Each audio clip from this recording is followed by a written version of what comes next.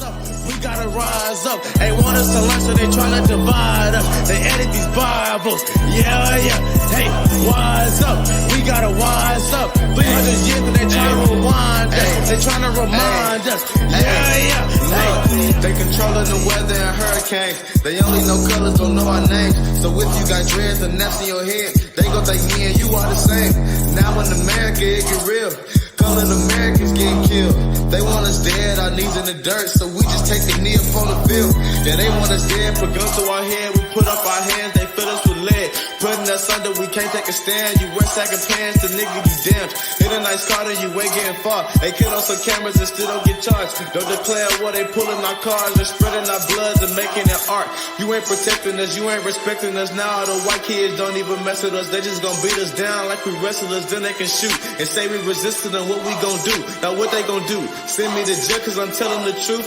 Taking our family tree by the root. Now the government just thinking it's cool. I'm mad now. I'm out my bag now. Police keep putting us into the ground now. I guess they allowed now. My family need me, so I can't get popped by a cop. I might have to clutch on the op. I might have to bust at the cops. The government let them. Welcome, everybody, to the premiere show of 2021 of Real Talk with T. Will. If it ain't real talk, we don't want to talk about it. Hey, I got my co-host here in the building, and it just so happens to be his birthday today. What it do, D. Early? What it do? Man, what is going on? 51 years old today. That's a blessing, man. That's definitely a blessing, man. So what you been doing during this pandemic? Yeah, I'm glad to get the show back started, man. We just got off of our sports talk show. Everything went wonderful, but we wanted to talk about some stuff here on Real Talk this morning. So I want to know, first of all, how are you and the family doing? And how's everybody doing since this pandemic has sort of eased up a little bit? It hasn't eased up? I mean, we're in much better shape than we were this time last year. Yeah, but I mean, I don't know. They trying to, I don't know, is it a scare tactic with this new Delta variant now? Well, if it is, it scared me because me and my wife got taken down through there when we had the UK version of it. So fully vaccinated now. So before we get started with the show, though, I just wanted to send my heartfelt condolences to the individuals in Miami with the building collapse that happened about a week and a half ago, to all those out there that lost their lives in such a tragic way. Our hearts are and prayers are with you from all of us here at Real Talk and in the clutch. So, yeah, man, it's tough situation, man. Tough. When I looked at it last night, I think they say the death toll was up to 78. Yeah. So you know it's gonna rise as you know those people who aren't accounted for yet when they add those numbers in. So and you know what's scary about it? It's similar to the crack in the Mississippi River Bridge. Yeah, I got to get a little bit more details of what could cause that building to come down like that. But I also want to give a shout out to the first responders out there on the scene that's been working tirelessly to help those individuals and help the families get some type of comfort and some type of closure and all that. They've been out there working, and then we got the hurricane that was out there. You had the other part of the building that was still standing up there that was sort of unstable to sort of give them a little challenge in trying to go through with the rescue mission. But they've been working day and night, and I just want to give kudos to them for out there. And we appreciate all that you do. Well, you know, they collapsed the rest of it. So it's not even it's not a search and rescue mission anymore. It's just right. Right. And you know, like I said, you referenced it to the crack in the Mississippi River Bridge. You know, they had reports that told them that it was some stuff that needed to be repaired, and they just didn't do it. They was trying to do patchwork job on it and all of this. So this could have been prevented potentially. Okay. Well, did anybody lose their jobs off of that? I'm sure. I mean, you know, right now they say the blame game just going around. It's just like this person blaming that person blaming this person, and you know, but Okay. and you know, Well, it's another one down there that they just shut down because it's wow. got the potential to collapse as well. So I don't know what's going on down there in Florida. The only thing we can do is stay prayerful, man. So much going on in the world today. And like I said, and it comes from our show, I said it a little earlier, but if it ain't real talk, then we don't want to talk about it. So today on the show, there's a few things that I want to discuss. I want to talk about is it Sha'Carri Richardson and all the Olympic stuff that's going on behind it and her not making the Olympics, failing the drug test, blase, and all that type of stuff. I want to dive down into that situation and get some of the audience opinion or their feelings behind the her not being able to participate in the Olympics. And if you notice my name on here, you know, I'm Jello Pudding Pop, and I'm saying that in a respectful way because I love me some Bill Cosby. I love me some Bill Cosby, but that's still not going to stop me from telling you the truth or what I feel about the situation. So we also going to talk about Mr. Cosby and him being released from jail and talking about the signed disclosure that he supposedly signed and end up getting off of to get released and all that. And you know, we're going to talk a little bit about what's the young lady's name that turned her back on when she got third place? Gwen Berry. Gwen Berry. You want to talk about Gwen Berry? And I don't think I would be say unconstitutional, but what she did, you know, was it the right thing to do? Her turning her back, her winning third place, and a lot of different stuff. So we got a lot of things we're going to get into. But before we start off, man, we got to always pay our people that we do these commercials for. So we're going to start off with this commercial break, and we'll be right back. Simply Magic Candles, the official sponsor of all the In the Clutch podcasts. Owner and CEO Pamela Brown turned her hobby into a business. These homemade, slow-burning candles are sure to freshen up any environment. Simply Magic is a nature-friendly company that provides elegant yet affordable candles. With a variety of fragrances you can enjoy, these candles will not only entice your senses, they will enhance your mood. For more information, they can be reached at info@simplymagiccandles.com, or you can reach Pamela Brown at 901-268-5354.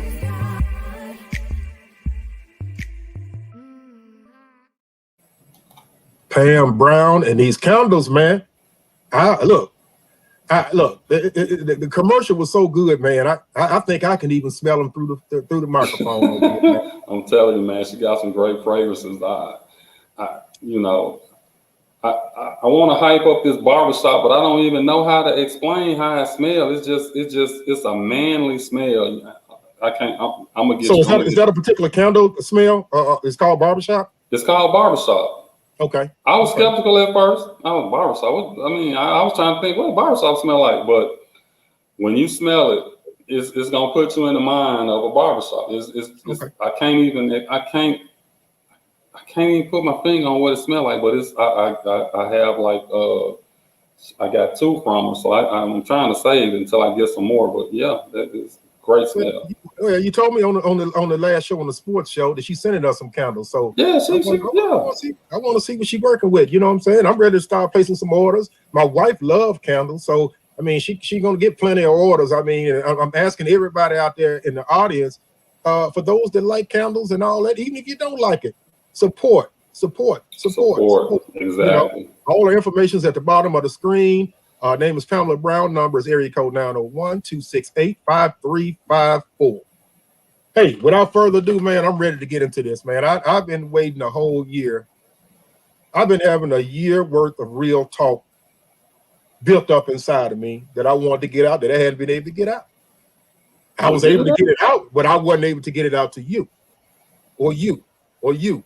So I got a lot built up. So if I sound a little bit overly aggressive than what I normally am, you know why. I got some stuff I want to get off my chest and stuff first. But I want to start off by talking about this Sha'Carri Richardson and all this Olympic stuff. But I don't want to sit up there and just be sporadic and just speak out of emotion. So I understand exactly what's going on. Just tell me a little bit about the situation and what you think about it and what's going on. And then I'm going to follow you and give you my take on it. But I've heard bits and pieces and I've seen a few things, but I know you dive real deep into stuff and all that. So you know a little bit more than I do. Before I speak, I'm going to let you say, and then I'm going to come right back on you. So let's talk a little bit about Sha'Carri Richardson. I mean, basically, she qualified for the Olympic team. I mean, she probably would have been a heavy favorite to win. She kind of puts you in the mind of FloJo with the hair, the nails, the attitude, and the aggressiveness and all of that. But you know, they do drug tests, you know, at the trials or whatever, and she failed a drug test. Now, she didn't. What I do like about it, she didn't try to say it was a false positive or whatever. She didn't try to deny it. You know, her mother had passed away, and she said she smoked some weed. That helped her cope with the loss of her mom. So she said she knew that marijuana was on the list of banned drugs, but she did it anyway because that was her way of coping. Now, my thing is this. That's probably not the first time she did it. It's probably the first time she got caught. My thing is, why is it even on the list of banned drugs and it's not, it doesn't enhance anything. If anything, it's going to slow you down. So, Are you saying that because you know it slows you down? no, I never smoked weed in my life, so I don't. I mean, I'm just from what I hear. I ain't never heard nobody say I smoked some weed and that enhanced anything. If anything, it mellowed people out or whatever. So, I mean, and it's known that it's not an upper. It's something to calm you down. So, I don't even know why it's on the list. But she owned up to it, which was good. Now, we can talk about this as far as her still not being allowed to at least be on the relay team. I mean, I would assume her being on the relay team would knock somebody else off the team. I'm not sure. Okay. Well, I got a couple things off of that. Most of the stuff that you just mentioned, I did hear about that part, but I got a couple different takes on it. Number one, I agree with you when you're talking about the consumption of marijuana. I used to be on marijuana 2 years ago, and I also did it for reasons to help me cope. One thing I could be sure about with smoking marijuana is that I did get enjoyment of doing it, but I had a purpose majority of time in my earlier years of why I actually smoked it, because it made me forget and not worry about any of my problems. I didn't think about anything. The difficult part about that was that high had to come down. So you still had to deal with reality at some point. But back then, I spent all my money on marijuana. So when I got high and it came down, I would try to go right back up, and I tried to stay high as much and often as possible. Like I said, that's been years ago. So I get what she's saying about the losing of a parent or a sibling or something like, or a friend or whatever, and her doing it to cope. So I get that part. But number two is I think that we got to quit playing straddling the fence. How can marijuana be legal in half the states and it's illegal in the other half? How do you know? How do you govern your rules as far as the Olympics and all that stuff and say, well, she got suspended and, you know, is the Olympics, I mean, was she in a state where it was legal when she was smoking it and it was okay? I guess what I'm saying is you can't teeter the fence like that. And I'm not taking up for her because she did, and she knew that she wasn't supposed to do it, and it was on the ban list, and she did it anyway. But she fessed up to it, and I appreciate her for doing that. But she was in the wrong. So let's not start this show off, for the angry black people saying this is a black and a white thing, because it's not. She broke the rules. She broke the rules. She admitted she broke the rules. And from what I've been noticing out here is that more people in the outside world are angry and more upset than she is. She's disappointed that she's not going to the Olympics, but she's not to the point as angry as a lot of the people that I've been seeing out here on social media and all that about they doing it wrong and injustice and all that. She broke a rule that was there. Well, yeah, it's kind of hard for her to be upset when she. I mean, I'm sure she not only let herself down, I'm sure she let some more people down. And for her to say that she knew it was wrong and she did it anyway, I mean, I like I said, I don't smoke weed, so I don't know what kind of high you get off of it. I don't know how it's supposed to make you feel and this and that. So it's kind of hard for me to comment on what she needed at that time. But evidently, she felt she needed that relief. Even though, like you said, after you come down off that high, you still got that same problem. But maybe it helped her in that moment. Yeah, So, that's what I'm saying. I'm taking up for her on that part of it, because I have smoked marijuana. I mean, on many occasions. As much as I sat up there and could, and I told you, I can vibe with her for her reasoning, because I did the same thing. But you know what? Not due to the loss of a parent or a sibling or anything like that, but for other personal reasons. I mean, I took it, and you know what? If it didn't do nothing else, but for that time and moment, I didn't think about anything. Everything was all good. I didn't have any problems, and that's what she was thinking, during that time. But my thing is that you can't sit up there and get mad that she got, not only did she get suspended, and you saying, well, that was for one, she should be able to participate in the other relay. No, that's not how it works. You, as a former athlete, basketball player, if I was to sit up there and you did something in high school and you were the star player and you got suspended for doing whatever, and you got somebody else that's at every practice, that's participating, hard worker, great teammate, and they put them in your position, and instead of you, and you did your little suspension, and just say if this guy was playing good or whatever, and then you tried to get back and take that spot, would it be right for them to sit up there and give you that spot knowing that you broke a rule versus somebody that sit up there and worked hard and deserved the shot and all that? How would you feel about that? It happened.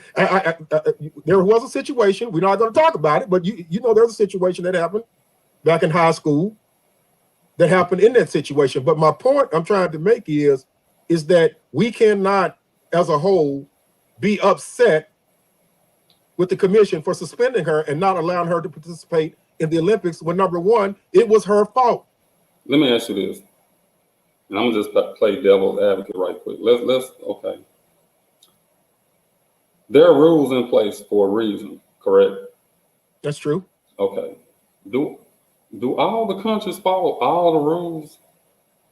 Because we're putting when we talking about high school or college or NBA and all of that. Okay, let's the Olympics come around every 4 years. And this is where I'm getting this from. Dominique Dawes, Olympic, what is it? What do you call it? Not track and field. What I'm trying to say. The gymnastics. Gymnastics. Yeah. She made the point that when she competed, they lost out to China, and it was supposed to be a minimum age restriction. She said that probably half, if not more, than the whole Chinese team, all those girls were like under 14. Which I guess when you're younger, you're more flexible and able to do more stuff. And she said she feel like the whole U.S. Olympic team lost out because China had underage girls on the team. But I have no problem with that, Daryl. I mean, if that was the case and that was true, as she said, that was wrong on their part. So Yeah, I guess what I'm saying is this show, we always preach, we're going to talk real. We're going to be real about it. We're not going to show favoritism. We're not going to show any biasness. So in your situation, what you just discussed, you're right. If they were underage and they did that, they should have been penalized. They should have, whatever. But they weren't. Fast forward to today. She failed the test. The number one, she knew it was coming. Like you said, the Olympics happen once every 4 years. So you mean to tell me? But I know the situations. But you know what my question is for her, and I don't know if we'll ever get an answer. I want to know: was she in a room by herself when she did this, or was she with someone else when she did this? Well, let me ask you a question. What difference would that make? Because if you're surrounded by the right type of people, they're not going to let you do that. Knowing what's on the line, knowing that, hey, you got an opportunity to change your life by competing in the Olympics and hopefully winning a gold medal. So now you can put that down, Shawty. You can. I mean, I don't know what kind of hurt she was going through. So I mean, it's hard. Like I said, it's hard for me to say that. But what I'm saying is, I would have been like, no, you can do this after the trials when you know you ain't finna get tested. We can do this later. But for right now, you need to stay focused and qualify. But she said she knew it though. She said you actually got a good point on that. I can't see if others were in the room with her that would have even allow her to sit up there and do that, knowing what they all had at stake. Not only her, and if they did let her do that and they were in the room with her, that was a selfish move. That was a selfish move on all of them as a team, as the United States as a whole, because a lot of people have put a lot of hard work into stuff like this to try to make their dreams come true once every 4 years, when this takes place. So that part I don't have a problem with. I think I'm having more of a problem of the outrage of the outside people and how upset they are. And I get it, you're upset, but let's not make it a black-white thing. She broke a rule. A rule that she admitted she broke. She admitted it. She did wrong. And I just don't think, I don't care how crucial the Olympics are and this and that, you broke a rule that's clearly in the book. So I don't have a problem with them not allowing her to participate in the Olympics. I don't. No, I don't have a. Plus, you got a 30-day suspension. So if you got 30 days, which means you can't practice. If you can't practice, okay, Coach Carey. If I don't care how big of a superstar you or Elliot Perry or Penny Hardaway was. If you were out for 30 days, I mean, suspended for 30. It should affect you, but I mean, it ain't like she ain't gonna be working out on her own. But But is coach gonna let you come back in and just, you suspended? Just, I mean, don't you gotta earn your spot back? Don't you gotta earn your trust back or your teammates? Or in 1989, Coach Carey didn't sit Penny. Well, I wasn't gonna say that. That was a different situation. Yeah, that was a different situation. That was. I mean, it's hard. It's hard to sit your best player. I mean, I don't. That's just hard. Yeah, but we're talking right and wrong. That was Coach Carey's choice, rest his soul. Well, that was his choice to make. Well, here's the thing. Once you clear the play. I mean, you cleared the play. So if you but it's not an injury. We're not talking about a clearance due to an injury. We're talking about to a suspension due to failing a drug test. No, I'm talking about as far as coach playing Penny. But okay, so 30 days you able to come back and join the team, blah blah blah, and whatever. So if you're the best runner, athlete, or whatever,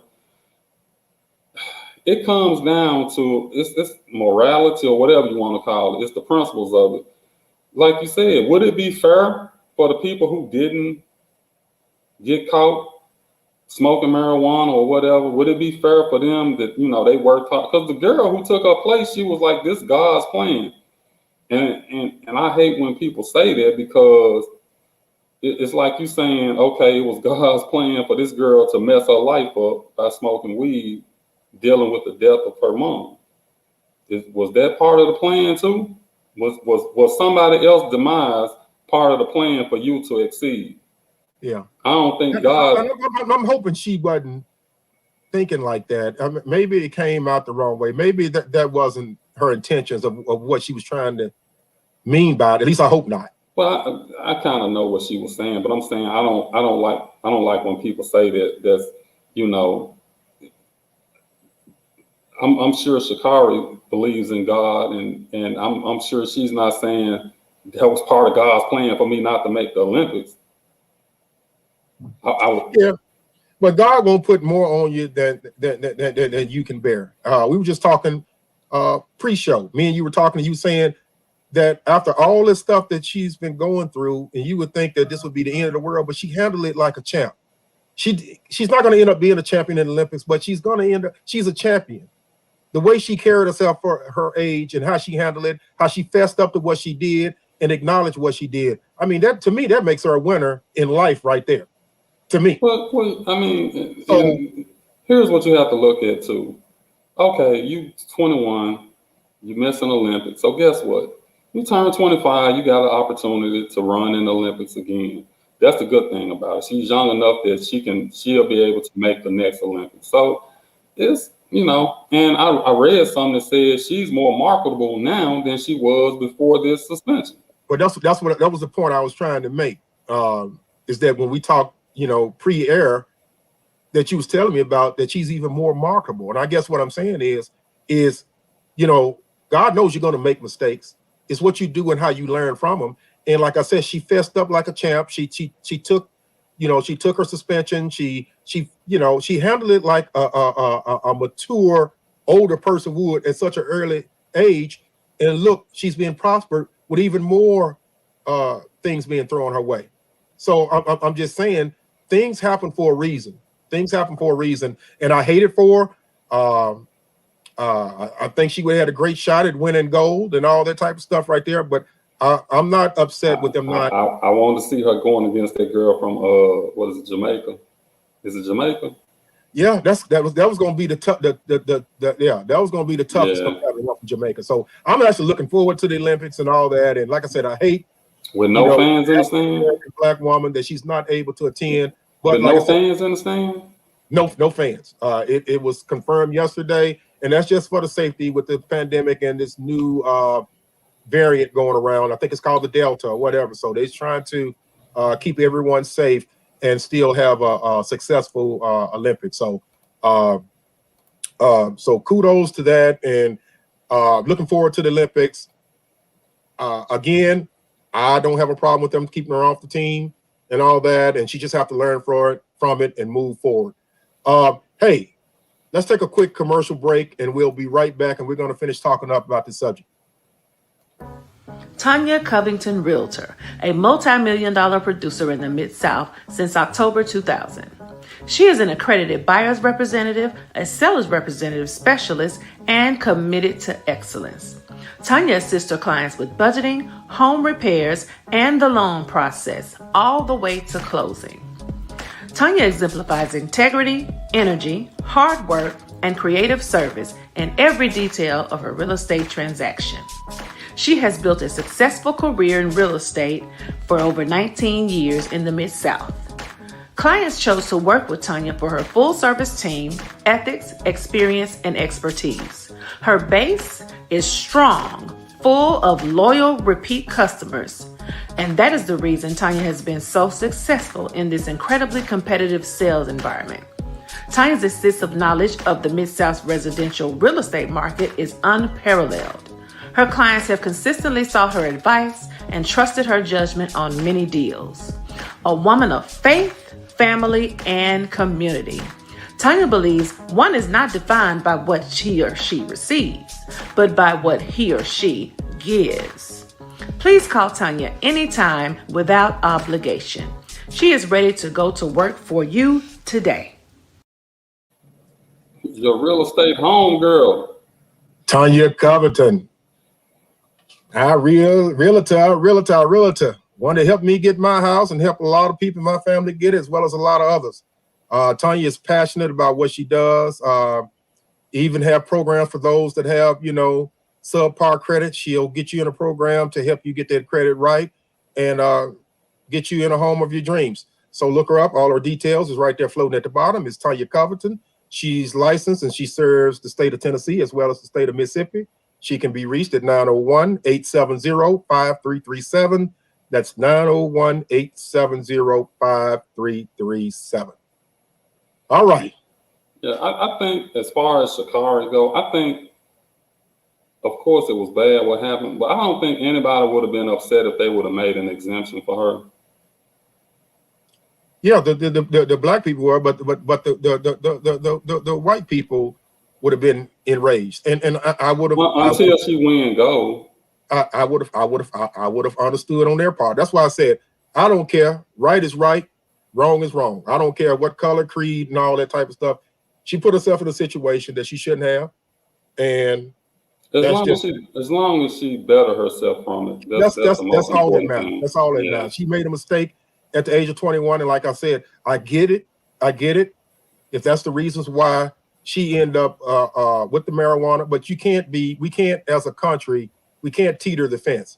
We can't have 25 states where marijuana is legal, the other 25 it's not, or it's a certain percentage and all that type of stuff. But then how do you know when it governs the Olympics of how do you go? Well, I don't think it was so much the United States had anything to do with it. I think the Olympic Committee is more so who, or was it the U.S. Olympic team? No, it was the U.S. Some committee within the United States. Oh, okay. It was overall with the Olympics, but it was some kind of committee or something that they were actually doing, and that's the reason why I was saying I'm like, okay, well, we're not even sure of what the rules are. I'm not even sure what states is legal to smoke marijuana or to possess marijuana. I don't know, but at this point, they need to just go ahead and legalize it everywhere. To me, right? I agree with that. I agree with that. But like I said, in her defense, I don't have a problem with it. Let me ask you this: is gambling legal in all states now? No, it's not. That I do know. No, it's not in all states. Oh, okay. No, you have to have a physical presence in certain amount of states. Especially when you're dealing with those betting apps and stuff that they have. Yeah, that's why I was asking, because I thought, No. It's not. It's coming soon. It's coming soon. And if it's already in Vegas, that's where they bet in Vegas. So if it should be legal in Vegas, it should be legal everywhere. It's all coming. I guess it's coming. But I'm just saying we can't sit up there and make rules up as we go along and punish people for some of the mistakes that they make. But the last question that I want to ask before we get on to the our next topic: do you think the Olympics are biased against blacks? And if so, why? I'm gonna give you. Please don't give me that conspiracy theorist. I'm gonna give you from everything I don't look at. It's not just the Olympic Committee. It's every other country and every other, whatever you want to name in the world, that is against the black man. I get that, Derek. This is real talk, but I want to keep it as far as the Olympics are concerned. I know there's a biasness amongst African Americans all over, but I specifically want to stick with the Olympics part of it. It is. And the reason why? I mean, just okay. If you just look at the way rules and stuff are set up, most of the time, and I know it's underlying stuff, but most of the time it's set up to discriminate against a specific athlete. And more than likely, that's the black athlete. Okay. Now, I can't pull up no stats or pull up this. Okay. This one of the topics that we're about to talk about is the Olympic has banned the black Olympic swimmers with natural black hair from wearing a specific swimming cap. Why? And I don't even have we dominated in swimming. Not as I know of. So It's been hey, as long as I've been knowing, at least for the men, it's been Phelps for years. yeah. So So unless it's somebody that I can't oh say yeah. that. Let me clear this up right quick too. I hate to cut you off, but since you said Michael Phelps' name, I know I keep hearing a lot of people saying that Michael Phelps smoked weed and they let him still compete. I don't think that was absolutely true of what happened. Michael Phelps got videotape after the Olympics, so it wasn't he got. It's not like he got busted before the Olympics and they still let him compete. He got busted after the Olympics. And I think by the time the next Olympics rolled around, he was able to compete at the next Olympic Games as well. I think that's with the research I had. I think that's what I found out in my research. So let's stop saying Michael Phelps did it and they let him do it too. Michael Phelps got caught and they allowed him to swim because I don't think that was the case. Okay, well there you heard it, y'all. So like I said, it's always good to know your facts and being informative before making a effort to come out there and say something that you don't know all the facts about. So appreciate you actually doing that. And we're gonna leave that right where it is. And now it's time to talk about Mr. Jello Pudding Pop No, himself. you forgot to talk about. We gonna talk about the other girl too. I want to talk about her right quick before we move on to Bill. The one I had a problem with turning her back. Right. Yeah. Oh yeah. I forgot about her. And like I said, again, ladies and gentlemen, this is not a black or white thing. It's not a black. She's wrong. I don't care what color. If she was sitting there, she was green. If she had pointed ears, I don't care. She was wrong. That is totally disrespectful. There's always a time and place on a platform for you to get your point across, whether right or wrong. And this was just the wrong time. And I think she was upset because she got third place. I don't think she was upset. I just think she has a problem with the United States national anthem. She has a problem with the national anthem. Well, if she had, look, I don't want to get on people that you got your own beliefs about the national anthem and all that. But you are competing as the United States of America, which comes with the flag and all that. So if you got a problem with it, why compete? That's kind of that's kind of how I was looking at it. That's kind of how I was, because I'm looking at it from the perspective of it's different when you playing in the National Football League and they say, hey, you shouldn't kneel or whatever. You shouldn't kneel or whatever for what is it? What is it? Yeah, you should kneel for the playing of the national anthem. But when you actually are representing the country, is that adequate? I mean, is that not the same? Is it different or is it the same? No, it should have been. I don't agree with taking a knee. I think it's still a time and a place for everything. And the reason they took the knee is right. I get it. I mean, I'm with you. I'm full supportive. I have no problem with the issues because the issue's been going on for a long time. I have no problem with it. But my thing is that it's a time and a place to sit up there and actually do it. And me, being in the United States Navy and being a veteran, you being a veteran as yourself, I don't agree with everything that the United States of America does and all that, but I do have respect and believe in the flag. That's just something that we was raised to do and something that I took great pride in. So again, it's not what you sit up there and try to, the point you try to get across, is the format and the place that you actually try to do it. To me, it takes away from everybody else. You're there to play a ball game or you're there to do this and all that. The focus shouldn't be taken off of that and placed off of you, even though you're doing a good thing. I mean, you got valid reasons for what you're doing. My simple thing is that it's a time and a place for everything. And I could be wrong. I'm just saying that's just my opinion. I was trying to put the picture up from the 1968 Olympics when Tommy Smith and John Carlos was raising their hands in the 6-day summer games. You say they shouldn't have done what they did either, right? That's correct. I mean, this is real talk, man. I don't care if you're black, white, purple, or whatever. It's to me, it's right or wrong on this show. Right or wrong.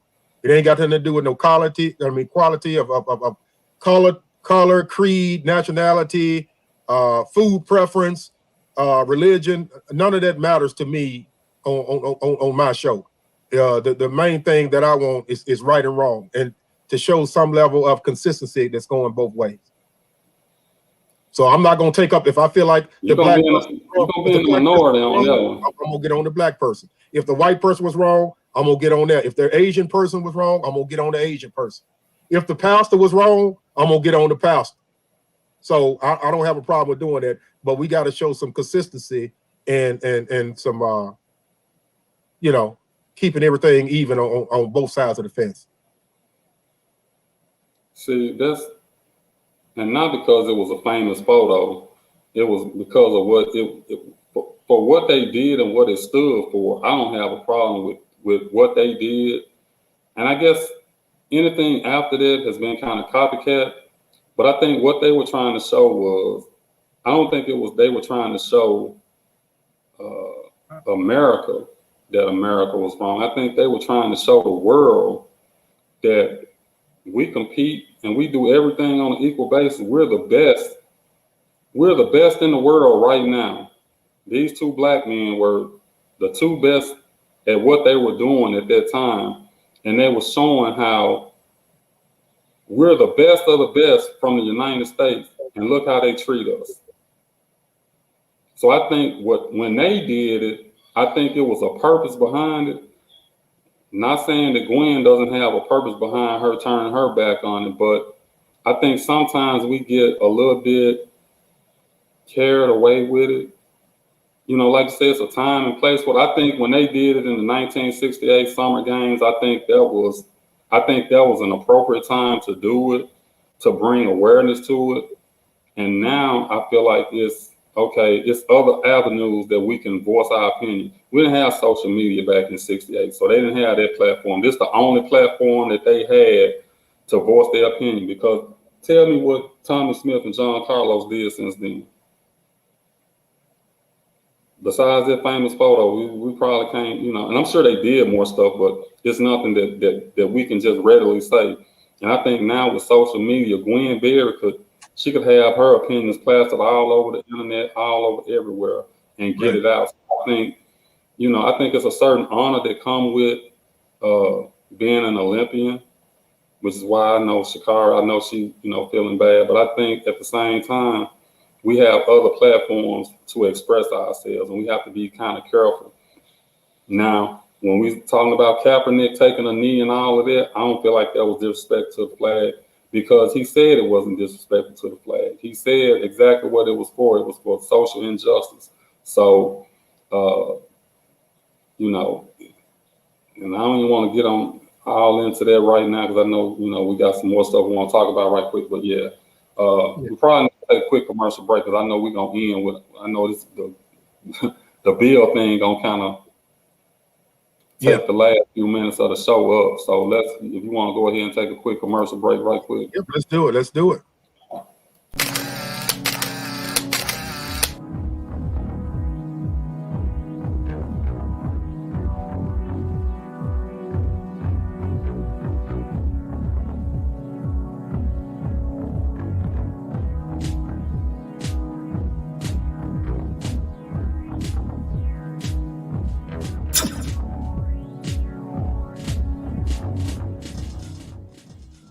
Hi, I'm Kennedy Marie of Faces by Ken Marie.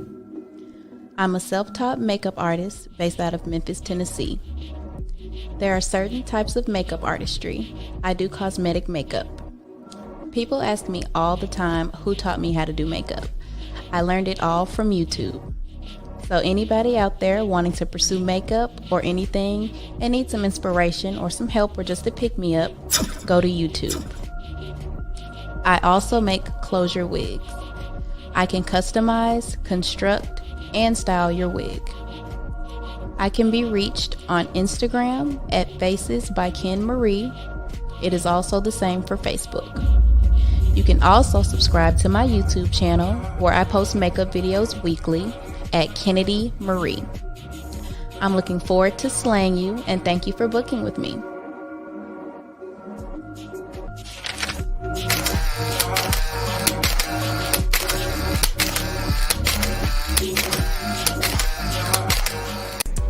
Remember, it's Faces by Ken Marie.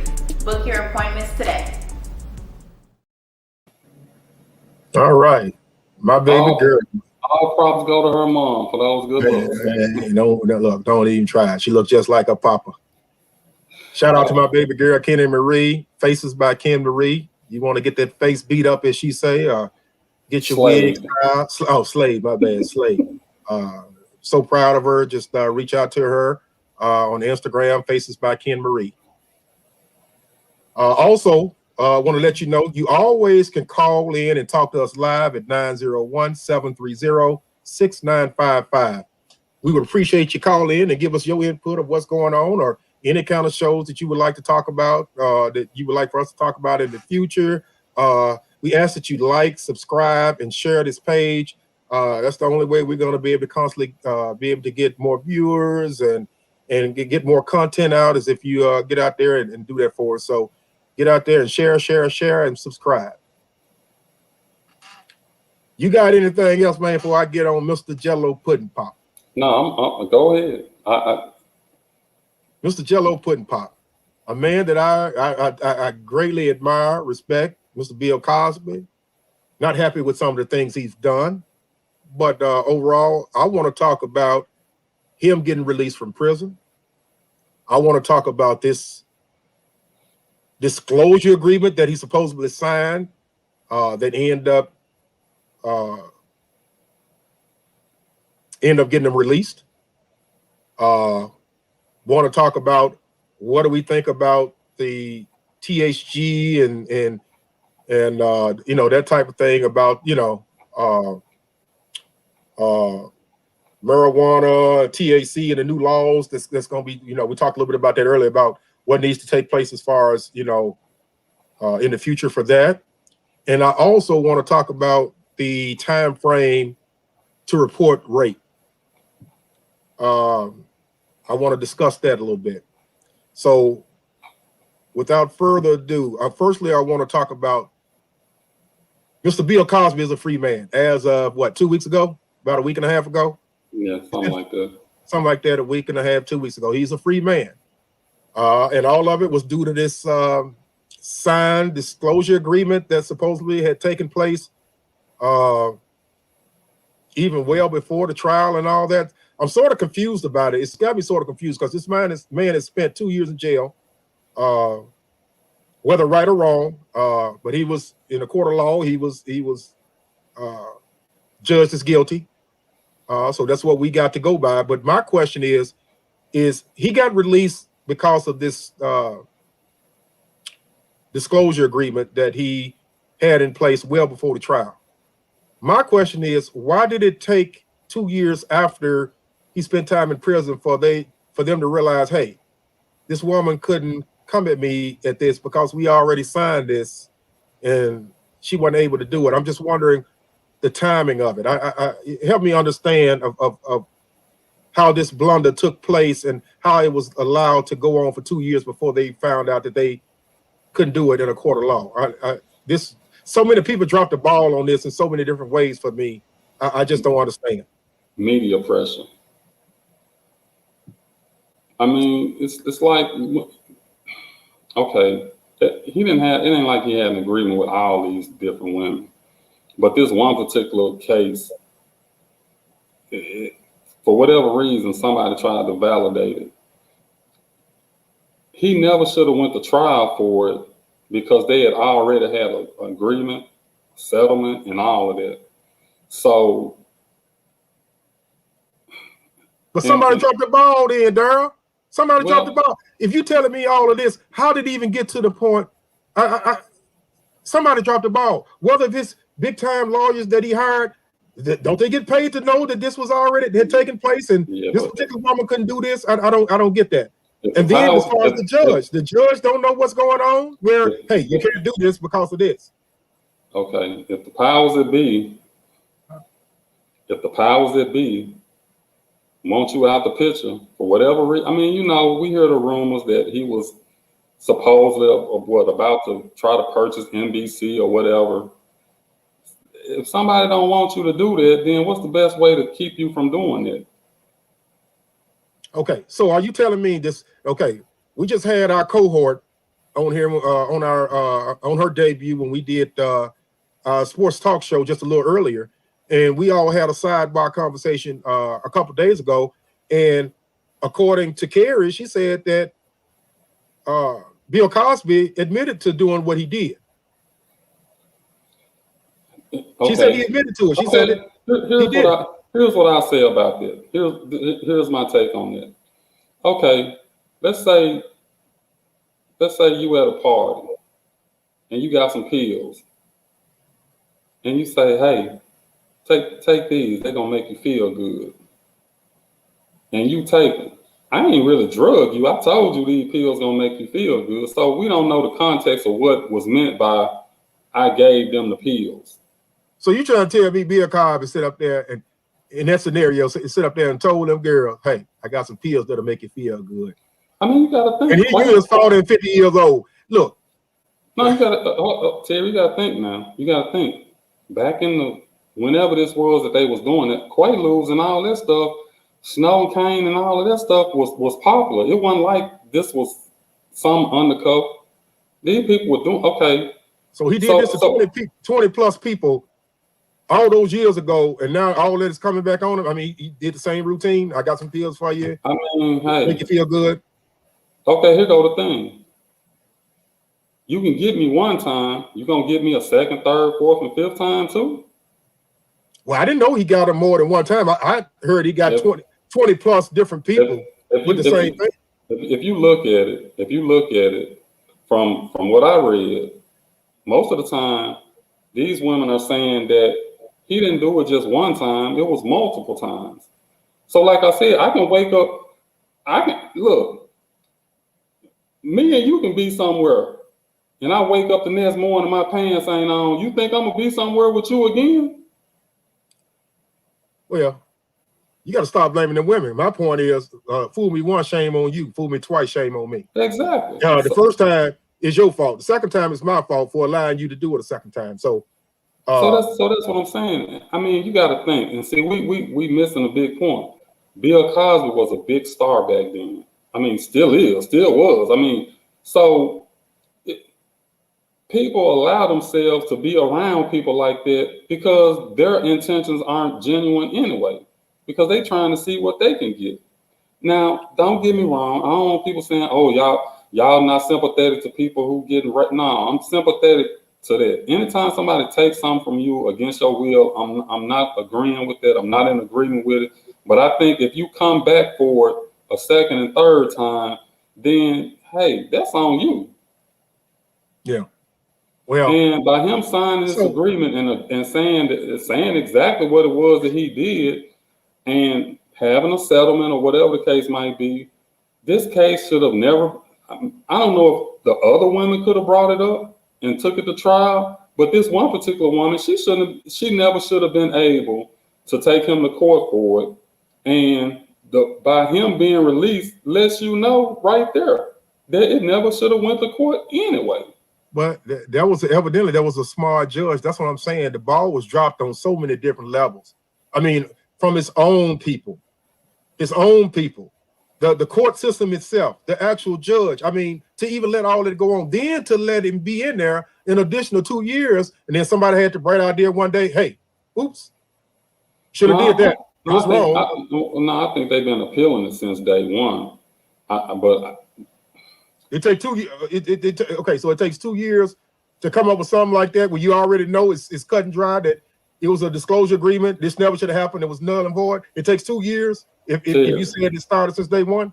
Terry, when people want to get you out the way and tarnish your image, yeah, they can do that. Well, now I'm getting it out of you. So what I'm asking you is, so you think it's some kind of conspiracy going on with this? Because I Yeah. tend, if you are, I tend to agree with you. And Yeah. one of the main reasons why I'm saying that is that just look in the beginning. Just look how it says the statutory of rape, or to accuse somebody of rape is how many years? Because whatever it was, when they finally got him for this, he only had a week or 2 weeks left to go before the statute of limitations ran out.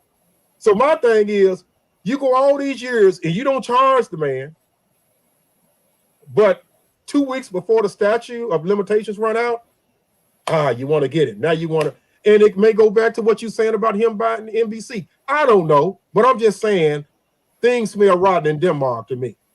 That's all I'm saying. Well, we kind of said that anyway. The man, 80-some years old, and now you coming back with these accusations after so many years.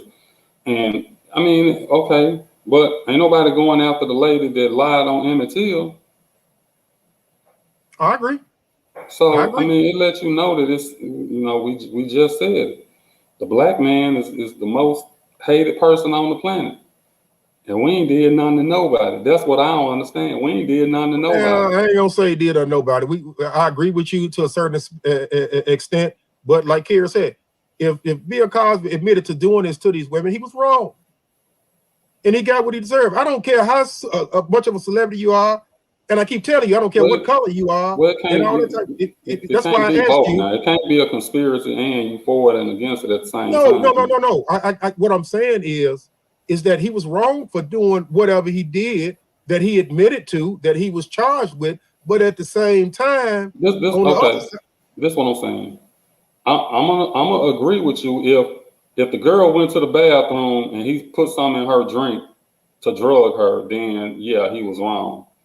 If he told her, hey, here go some pills that's gonna make you feel better or whatever, and she took them and they end up, well, no, I mean, I don't know. I would have to know everything that went on, because that's what I said. I know Carrie. I wish Carrie was able to chime in if you out there, Carrie, because she read more about it. I just wanted to, like I said, the circumstances around, and for them to sit up there and charge there, and they saying that they gave me, I just can't see you saying, hey baby, I got this right here, you know, and you knowing it's drugs. You may not know exactly what it is, but if somebody offered it to you, you have the chance of saying yay or nay. So it leads me to believe that he had to do something, or he was accused of doing something that these ladies didn't know about. Okay, that's what I'm saying. Okay, we out, whatever. We in your room or whatever. You tell me there's some pills. Okay, I take the pills. I don't remember nothing else after taking the pill, but I know I wake up the next morning. My clothes ain't on. I feel like I don't have sex. Okay, something ain't right with that picture, right? We all agree with that. Yep. Okay, am I gonna come back to your room again and take those pills again? That's what we need to know before we can even pass judgment on them. But I'm saying it's like it ain't all Quaaludes and all this stuff. It's just like girls take ecstasy now. They take it now. No one is supposed to enhance you, whatever. They take it now. Okay. Well, so the guys providing the form say, "Hey, go on, take some of these." And if you take it from the guy, you know what he's going for. And you always on this show, you're always innocent until proven guilty. Like I said, the only reason we're saying that I'm saying what I'm saying is that he was charged with it, and this is what, you know, people saying that he admitted to it. So I'm going by his own admission and what was determined in a court of law. And like I said, I don't know what's going on behind the scenes and all that. I would like to know. I mean, I want to do more research to actually see. But if it's like you said, and these women were kept coming back, it's like he's saying, like, hey, I got this and all that. How can that be a charge in the first place? That's what's throwing me off. If you go into a person, as I said, like you said, Daryl, I got some pills right here. You know, God gave you some senses. You got to use them. You know, it's some pills. You know it's going to have some adverse effects to you. You're not going to remember. You're going to sleep. You're going to be high as a bird. You're going to be this. It's going to have some type of effects. You knowing this, but you knowingly take them, and then you continue to come back and take them. how is that a charge against Bill Cosby in the first place? I want to go back and read the whole, if it's available, the whole thing that he signed. Yeah, the whole thing, and see exactly what was going on. I mean, I read bits and pieces of different articles saying, if you look at the case, most of the women kept coming back, and part of it was because, it's like, I'm promising you a role in my next movie, or I'm gonna put you on a TV show. I'm gonna set you up. So you will let more stuff. And here go my thing. I don't feel like Bill Cosby, being the celebrity that he was, had to drug women to have sex with him. I don't think he would have to do that.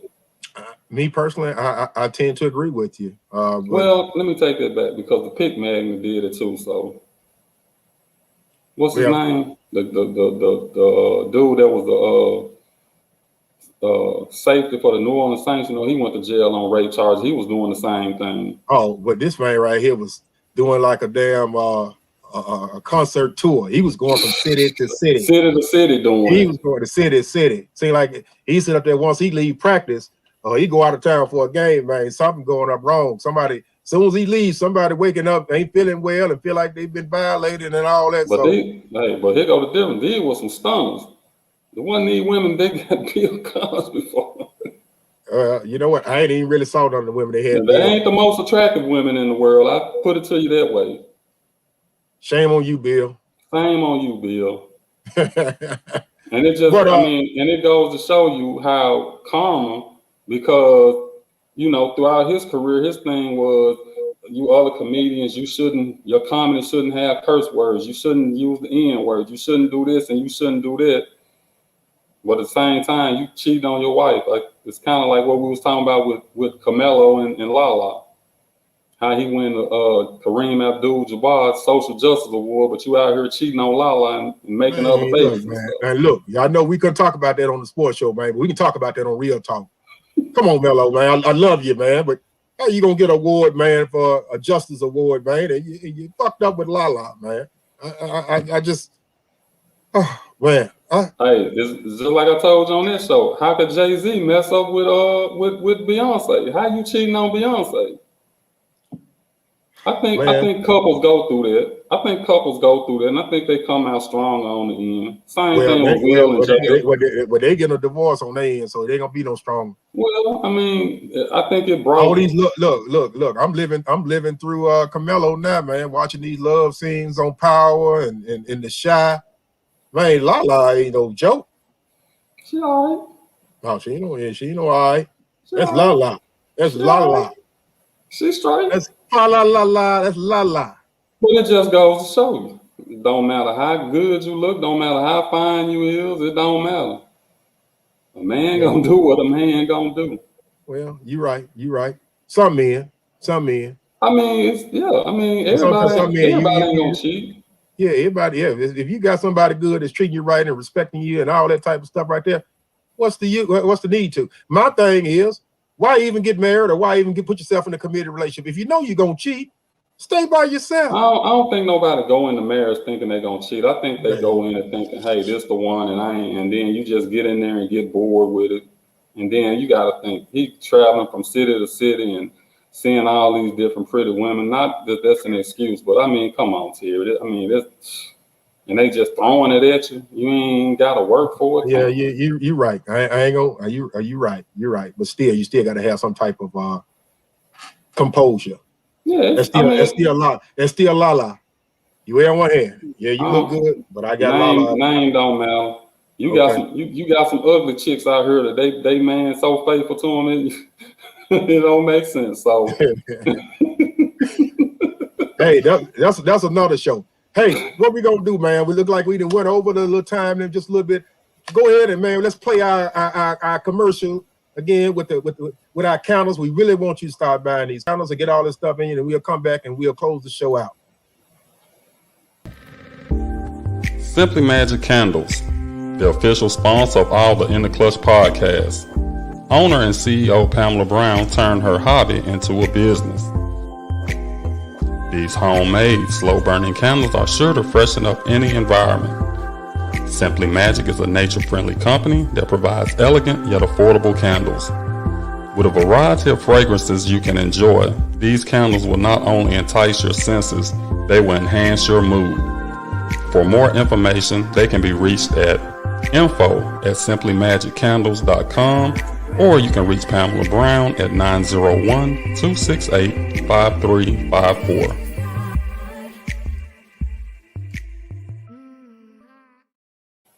Simply Magic, man. Pam. Doing the thing with them candles, man. We just trying to encourage you to go out there, man. Show us some love, and get you some of those candles. And don't forget, watch our other In the Clutch podcast as well. We got Sports Talk with D. Early and myself, and our new young lady that's on the show with us, Carrie Mabry. She did her first show earlier today. Did an outstanding job. You're going to have to come up with a nickname for Carrie. She needs a nickname. Yeah, we got to come up with K Diddy or something. We got to come out. We got to get us something, man. We got to come up with a name. You hear that, Carrie? We got to come up with you with a name.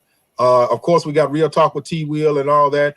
And our new show, we got Matters of the Heart. We did our first show last week, man, since the pandemic, and it went wonderful. I mean, this is a real show where you can sit up there and you can show your emotions. You can show you can be happy, you can be sad, you can cry, you can laugh, you can do everything on this show right here. We keep it real, and we talk about relationships. We talk about the do's and the don'ts, the women's perspective, the men's perspective.